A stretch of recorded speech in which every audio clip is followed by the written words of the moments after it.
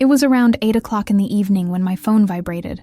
My son's name, Ethan, appeared on the screen. He was spending the weekend with my sister, as we'd agreed months ago. When I answered, the first thing I heard was his labored breathing. "Mom, my head is on fire," he said. My heart raced. Something was wrong. "Did you take your fever, son? Are you having chills? Any body aches?" I asked, trying to remain calm. "I'm sweating, Mom, and my body hurts so much. I can't get up." With each word, my skin grew colder. I immediately called my sister.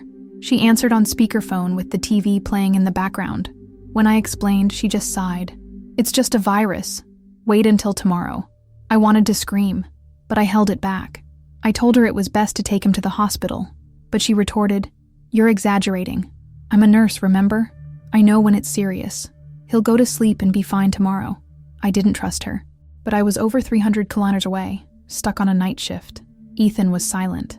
Before hanging up, he said, "Mom, come quickly.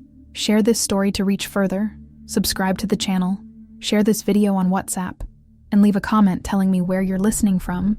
I'll be very happy to read each comment." I grabbed my bag. Even in my uniform and exhausted, I asked to leave my shift.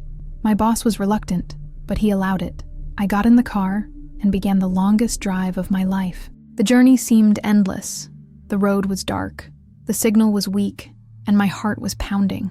Something told me that this fever was more than just a fever, and I was right. What happened in the next few hours changed our family forever. The streetlights looked like dancing figures in the darkness. Driving at night always scared me, but at that moment, I could only think of one thing: Ethan.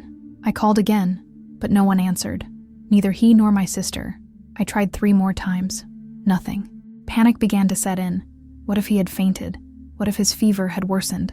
I needed to get there quickly. I exceeded the speed limit several times. The road was empty, the radio was off, and only the sound of the engine and my thoughts filled the car. I remembered the last time he was sick. When he was 5, a simple flu turned into pneumonia. I almost lost him. That memory now gripped me by the throat. And my sister. How could she not take this seriously? Around 11 p.m., and the signal finally came back on.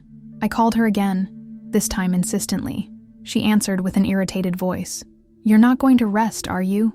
I already gave him medicine. He's sleeping." I asked to speak to him. She said, "He slept soundly. Let the boy rest for God's sake." I wanted to trust her. I wanted to believe it was just my exaggerated maternal instincts, but something wouldn't let me. A feeling, a tightness in my chest. I turned on the GPS. It was 2 hours before I arrived. I sped up. I needed to see it with my own eyes. Every mother understands. When our bodies tell us something's wrong, we feel it before any thermometer shows it. And that night, it smelled like a tragedy waiting to happen. The messages I sent went unread. The silence dragged on like a warning. Time was now my enemy. The road seemed to stretch out, and the longer I drove, the more I felt I was racing against something invisible, something that had already begun, something that wouldn't wait for me to arrive. I arrived at my sister's house at 12:46 a.m. The car was still warm when I jumped out. The lights were off, the street silent. I rang the doorbell loudly. Once, twice, nothing. I started knocking. My hand was shaking. My chest ached. I felt something bad in the air, that feeling that only those who have feared losing someone understand. It took a while for the door to open. My sister appeared, looking sleepy and grumpy. "Are you crazy? It's almost 1 a.m. I pushed the door open and walked in. "Where's Ethan?" She nodded toward the bedroom. "Sleeping, just like I should be." I walked over to it in the dark, without taking off my coat. My heart knew it before my eyes could see it. I opened the door slowly. The room was stuffy, with no ventilation. Ethan lay there, his face wet with sweat. I moved closer. His hand was hot as coals. His skin was red. "Ethan, love, it's Mommy." He didn't respond. I rocked him gently. Nothing. His eyes half closed, his breathing shallow. I screamed his name, twice, 3 times. He wouldn't wake up. I ran to the light. I turned it on. I picked him up. "He's passed out. What did you give him?" My sister stood there, her mouth open. "Just dipyrone," she murmured. I thought it was just a fever. I didn't answer. I just grabbed my son, ran to the car, and put him in the back seat. Call the hospital? Waste time? No. I was going to take him myself. That house felt colder than ever, as if it knew what it had done. I left without looking back. My sister tried to follow me, calling my name, but I slammed the car door and sped off. Fear turned to despair. Ethan wasn't responding. He was limp, like a wet rag, and all I could think was, why didn't I come sooner? I arrived at the hospital with my car's tires screeching in the driveway. I screamed for help before I could even lift Ethan out of the seat. 2 nurses rushed in with a stretcher. High fever, unconscious, unresponsive, I said as they wheeled him away. I ran alongside, my hands shaking, trying to maintain control. But inside, I was a wreck. They took him straight to the emergency room. They blocked me at the door. You have to wait. The cruelest sentence in the world. Wait for what? To be told if my son will live or die? I sat down. Then I stood up. I paced back and forth. The white lights, the smell of disinfectant, the beeping of the machines. Everything reminded me of the worst moment of my life, when I almost lost him at 5 years old. A nurse came out and asked, "Did he have a seizure?" I didn't know how to answer. My sister never said anything. I didn't even know how long he'd been in that state. I felt a wave of anger rise. Anger at her. Anger at myself, for trusting her, for not taking the high road sooner, for not listening more strongly to my intuition. The hours stood still. The clock seemed to mock my anxiety. I grabbed my phone and texted my sister. He's in the hospital, unconscious. She saw it but didn't respond. I blocked her immediately. I didn't want to hear excuses. I just wanted my son back, alive, whole, and without any after effects, because something told me this fever was more serious than it seemed. A doctor appeared, wearing a mask, a white coat, and serious eyes. "Are you Ethan's mother?" I nodded. My voice trailed off. "He's stable now, but we'll need to transfer him to the pediatric intensive care unit." The infection spread very quickly. My legs felt weak. I held on to the wall. The word infection echoed in my mind, and the guilt clung to my skin like poison. The pediatric ICU felt like another planet, cold, silent, with dim lights and heart-piercing sounds. Seeing him there, intubated, surrounded by machines, was like being punched in the soul. Ethan had always been strong, smiling, full of life. Now he seemed so fragile, so distant, as if trapped in another world, a world where I couldn't reach him. The doctor explained, septicemia. The infection entered the bloodstream and spread rapidly. He went for many hours without treatment, the doctor said. That complicated everything. I wanted to scream, punch a wall, but I stood there, silent, hands clasped together, as if prayer could still fix something. Guilt clung to my chest with sharp claws. I sat by his bed all night. Sometimes he'd have slight spasms. Other times the monitor would beep louder, and my heart would freeze. I silently apologized 1,000 times. I promised that if he came back to me, I'd never doubt my instincts again. Mother feels, mother knows. And I failed. For a second, but I failed. Around 4 a.m, I got a call. It was my sister. I declined. She called again. I texted, "If anything happens to my son, I'll never look at you again." She just replied, "I didn't know." But she did know. She saw it. She ignored it. And now Ethan was between life and death because someone thought a mother was exaggerating. The fever burned my son inside, but it also burned me inside, in a different way. It was as if something was forcibly purifying me. The anger, the helplessness, the pain, everything mixed together. I felt empty, but at the same time, ready for anything. Ethan was going to get out of there, even if I had to give up half my soul in exchange. The morning arrived without light. The sun rose outside, but inside me, everything remained dark. The doctors were still monitoring Ethan. His fever had gone down with intravenous medication, but the risks were still high. "We're controlling it," they said, but controlling it wasn't curing it. Controlling it was just keeping life on hold, and I wanted more. I wanted my son laughing, talking, alive. My sister showed up at the hospital, unannounced, without flowers, without explanation. When I saw her, my body reacted before my mind. I went to her, pushed her hard, and screamed, "You should be locked up." She started crying. She begged for forgiveness, but forgiveness at that moment was a useless word. It was late, too late. Ethan might never wake up, and her sorry was worthless. A nurse separated us. I returned to the room. Ethan was still motionless. That room was now my world. I didn't even know what day it was. I wasn't hungry, sleepy, or anything. Just fear. A dense fear that spread inside like the infection attacking my son. Life changes in a second, and I felt like I was experiencing this turning point, the cruelest one. Around 9 in the morning, the monitor spiked. A nurse rushed in. A doctor came in. My heart leaped into my chest. "It's normal," he said afterward. "His body is responding to the medication. It could be a good sign." But I didn't relax. I no longer knew what was normal. Everything seemed too fragile, and my love for him, too great to fit in that weight. I closed my eyes for a few seconds, and I prayed, not to God, not to the universe, but to Ethan himself. "Stay with me, my son. Forgive me. Stay." And for the first time in hours, a tear ran down his face. I don't know if it was just a physical reaction, but in that moment, I felt it. He was fighting, and I was going to fight with him. Late that morning, the silence in the ICU was broken by a sound that made me freeze. The alarm on Ethan's monitor. Loud, sharp, cutting through the air like a blade.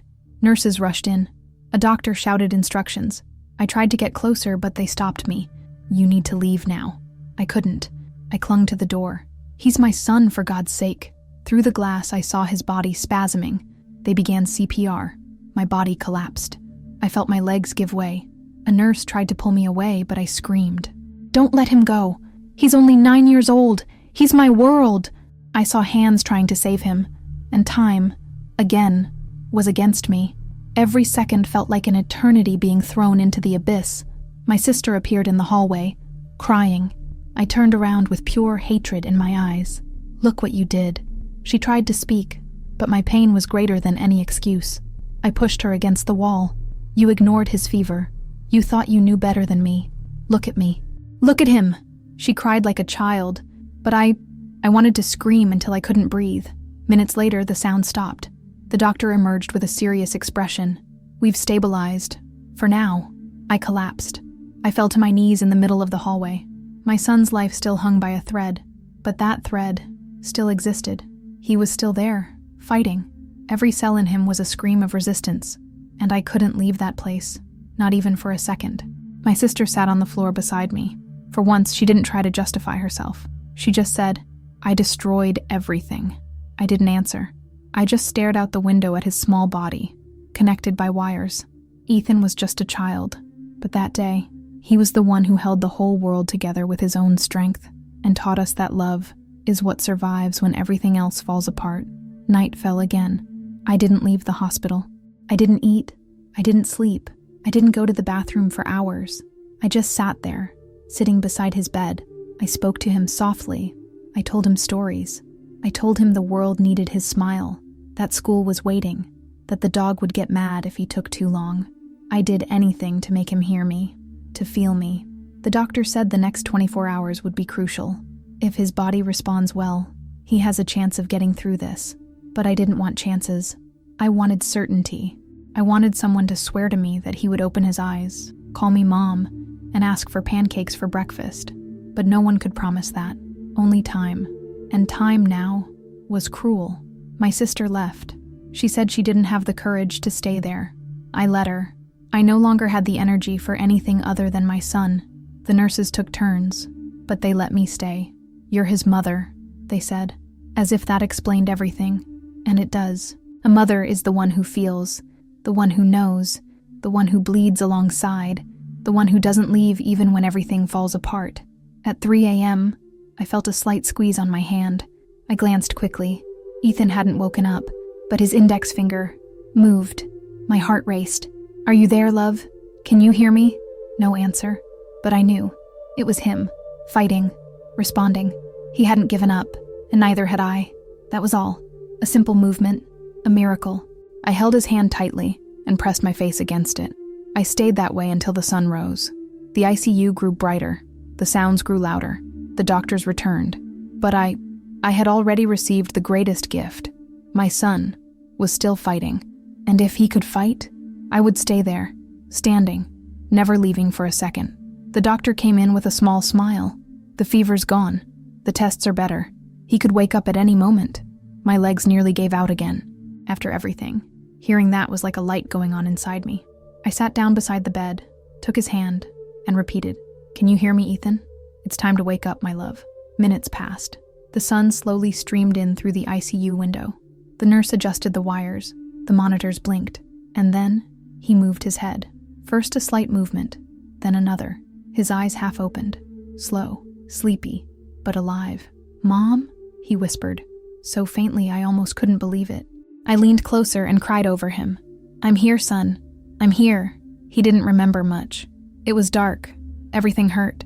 I just kept saying, "You won." The doctor smiled. The nurse held my shoulder, and I could only say thank you. The fever that had nearly taken him away became a milestone. The pain turned into strength. Ethan was back. Still fragile, still surrounded by care, but back, breathing, alive. I called my sister, not to forgive, but to let her know. "He's awake." She cried on the other end. She said she wanted to see him. I said, "Right now he needs time." "We do too." Her silence said it all. I knew we could talk someday, but not now. The priority now was Ethan. Only him. I stayed there with him until the end of the day, telling silly jokes, petting him, watching his every move as if it were gold. He slept, woke, slept again, but he was stable. For the first time in days, I breathed deeply without pain. The worst was over, and even if the fear never completely went away, hope had returned. 2 days later, the doctor came back with the full diagnosis. If he had been given antibiotics a few hours earlier, none of this would have happened. My stomach turned. The septicemia was the result of a throat infection that had progressed very quickly. And worse, the signs were clear. The fever, the pain, the extreme fatigue, everything could have been contained. I reported my sister. It was one of the hardest decisions of my life, but necessary. Social services came, listened to my version, reviewed the medical records, and confirmed negligence. Even though she was a nurse, she ignored the symptoms. She said she'd seen worse, but what she didn't see was what almost killed my son. She tried to convince me to withdraw the complaint. She wrote me a letter saying it was all an error of judgment, that she just wanted to spare me the worry. But it wasn't about that. It was about responsibility, about what it means to care for someone. And when you decide to care for a child, there's no such thing as guessing. There's action. Action is right, and fast. Ethan didn't know anything yet. For him, it was just a bad fever. I didn't want him to carry the weight of the truth just yet. One day, maybe, when he was older, when he could understand that sometimes, even the ones we love, make irreversible mistakes, and that love without responsibility becomes risk. And risk almost took him away from me. My sister was suspended from the hospital where she worked. She's under evaluation. Some of my family judged me. She just made a mistake. But I saw my son between life and death, and I can't unsee that. What she did wasn't just a mistake. It was a choice that almost cost everything. And I couldn't let it pass as if it were just a scare. In the days that followed, as Ethan recovered, I began to feel the weight of my decision. Reporting my own sister gnawed at me, but I replayed that moment of him unconscious, sweating, and the anger returned. It was as if my mind was replaying the same scene from the movie, her saying, "Wait until tomorrow," while my son begged for help.